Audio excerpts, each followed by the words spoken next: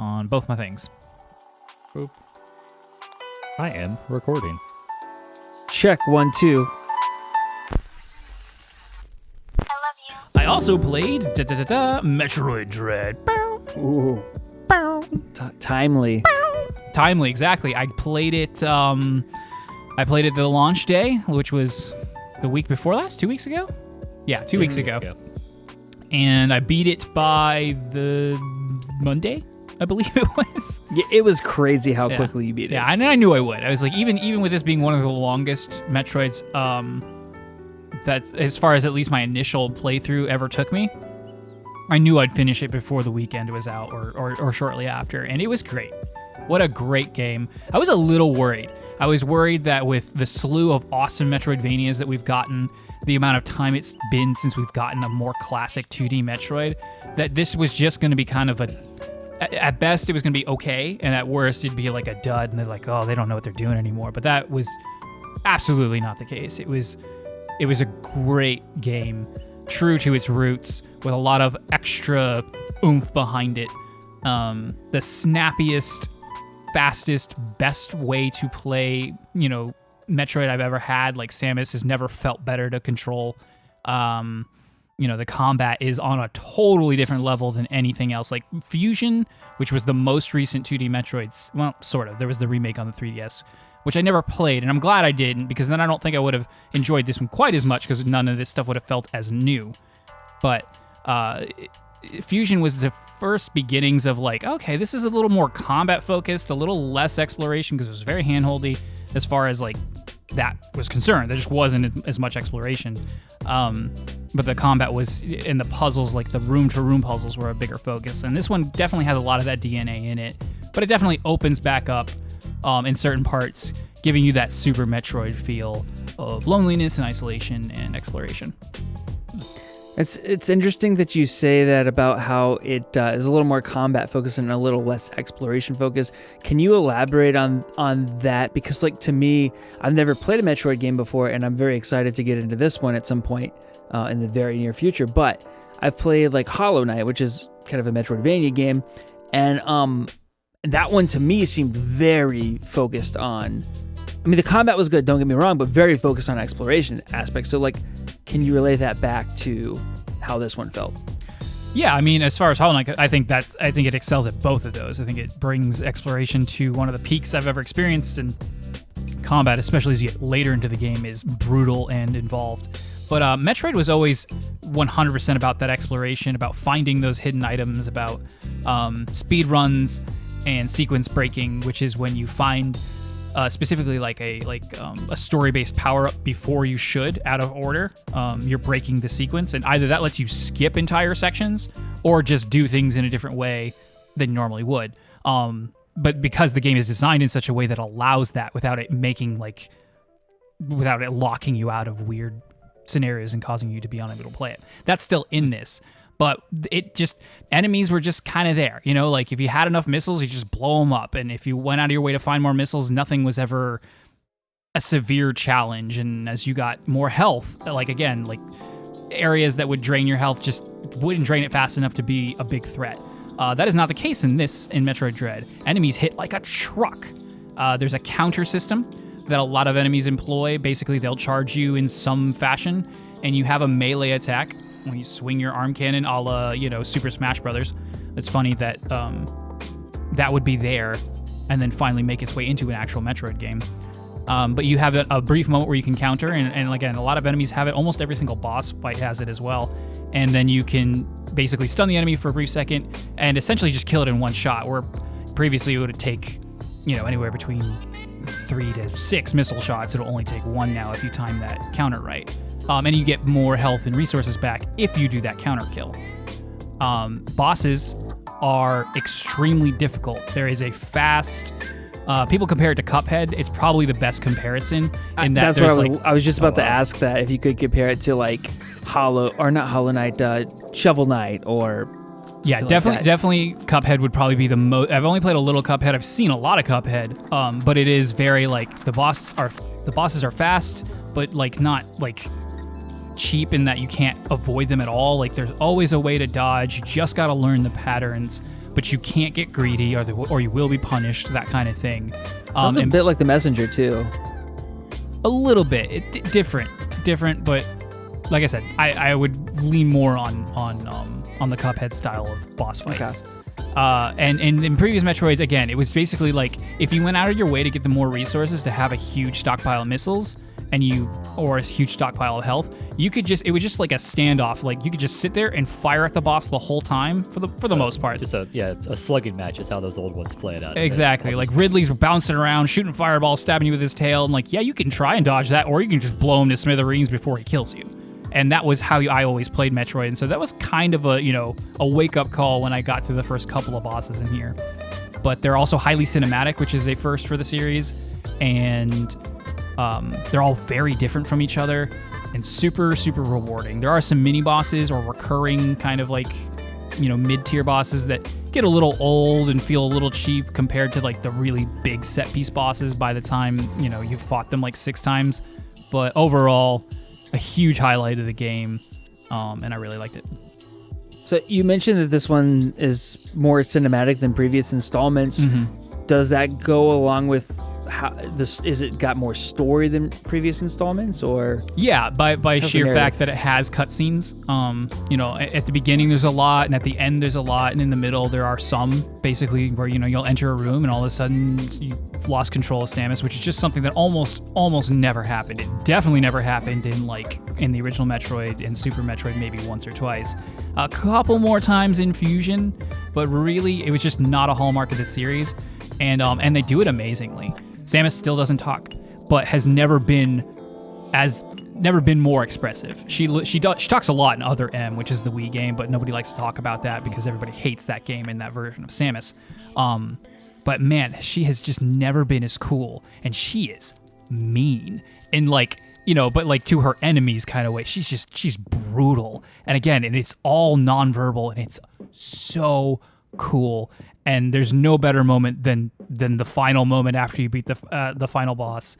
And you guys got to play this so I can talk to somebody about it. I got to talk to Robert about it. I'm going to play it. I promise. I'm about to be gone for a week. This is going to be the game for me. I've saved it for this. So. All right. That's fine. That's good, because you need to. And it's hard. I'm telling you now, it's hard. I only got lost once. Like legitimately, I have no idea where to go. And it's only because I missed this. There's these things that you shoot and they blow up, and they're really not that hard to see, but if you're moving fast, you might miss it. And then if you might be like halfway across the map or in a totally different area, and it's not like it's like, oh, hey, go back to this thing you forgot to blow up. You got to make your way back there. Otherwise, the game has an amazing design in such that it's always pointing you in the direction to go without actually telling you where to go. Nice. Better than any Metroid I've ever played. Actually, exploring will get you lost quicker than just trying to play the game, because if you go back for a missile tank or a health upgrade somewhere that you remember seeing after unlocking some new weapon that opens a new pathway, if you don't put a marker on your map, which they do have, which is awesome, you might forget where you were going, and then you might get lost for like 20 minutes trying to remember where it was. Yep. That happened to me in Hollow Knight a lot. Yeah. So yeah, the map is another thing that's always been in Metroid since at least Super. I think it was on the Game Boy one too. But this one is super detailed, almost too detailed. It's really, really dense, and it takes a bit to kind of get used to how to read it. But otherwise, you eventually learn to appreciate all that detail because it's super helpful. Some things I didn't like about it that kind of keep it from being perfect game.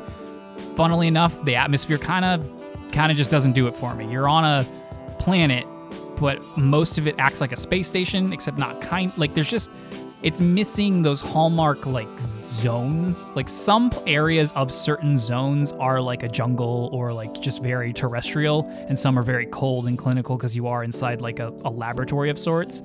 But they're like brief and smaller in scope, and there wasn't a lot of cohesion to like the environmental design, which is a huge part of Metroidvanias to me, at least. Yeah.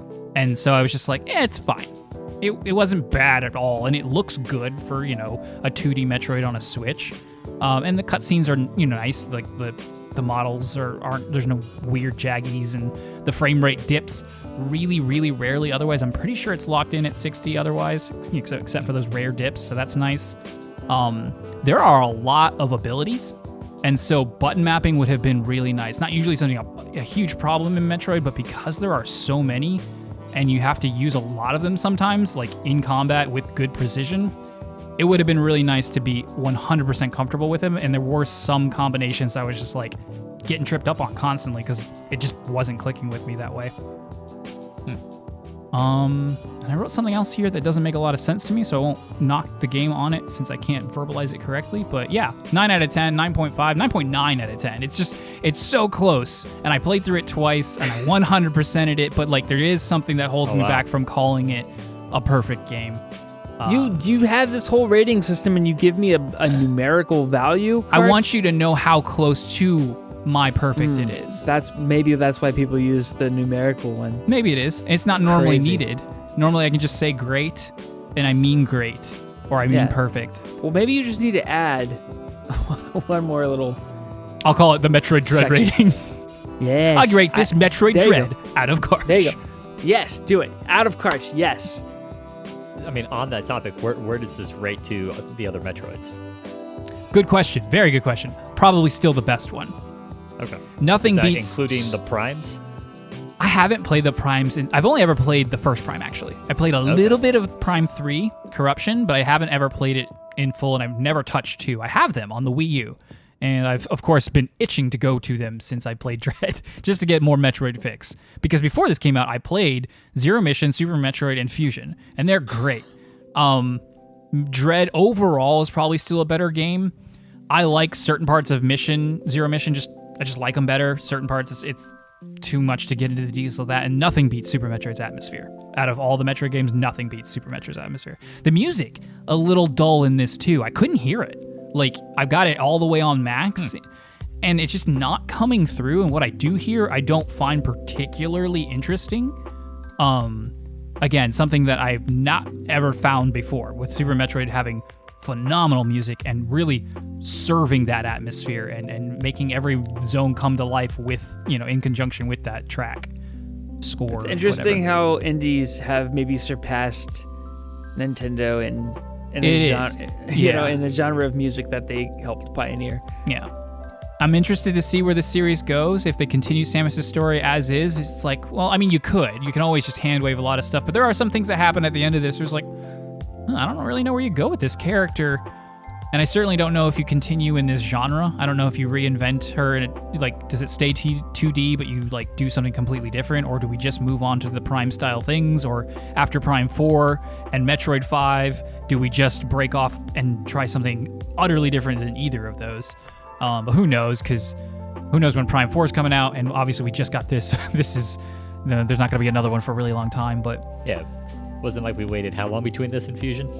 15 years? Almost 20 years. We had Samus Returns on the 3DS, and then there was the fan game, another Metroid 2 remake. I tried playing it, but I don't know, I don't like it. Everyone loves it so much, but the first 20 minutes, I was like, this doesn't feel good. I don't know if it's because it's on the Retroid Pocket, and that's just not working for me, if I should plug in a controller and try it that way.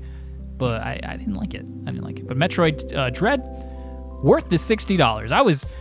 going back and forth on this, I was like, I only paid $40 because I was going to say, we didn't pay $60. I don't have someone's. Crap. Yep. But he hasn't played it yet either, so that's fine. No, I'm kidding. I only paid $20 for this. We split it 3 ways, which is awesome. I love doing that. I will always do that. It's definitely worth $20. Oh and my it's gosh, yes. As I was playing, I was like, is this worth $60? And I'm starting to hate that. I'm done. I hate the price hike from 60 to 70. That makes me so mad. And yet, if you ask me, is this game worth $70? I can also say yes, if that makes any sense. Because one's corporate greed and one is what is a game or a piece of art worth? And I'm just tired of answering that question. So yeah, it was worth it. It's always worth it because I paid that much for it. And I don't make mistakes. You can take that to the bank. Never doubt a Mybas, and cots don't make mistakes. So yeah, Metroid Dread, real good. I cannot wait till you guys play it. Again, there's such a good scene at the end. And I want to talk about it. I will try to get to it. All right. I will. What have you been playing instead, Sean? So I beat Tales of Arise. So basically, Beat me to it. This goes to before you were playing Metroid, but yeah, I probably Took me 2 to 3 weeks to beat Tails.